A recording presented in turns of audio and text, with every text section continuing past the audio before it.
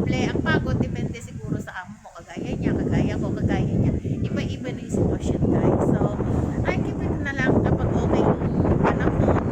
The important thing is maging masaya lang. Happy Coming from my together. Magkawa lang na Okay, guys. guys. 2 hours lang yun. I will show you around here in Temple Tahiyan. If you're from the Temple.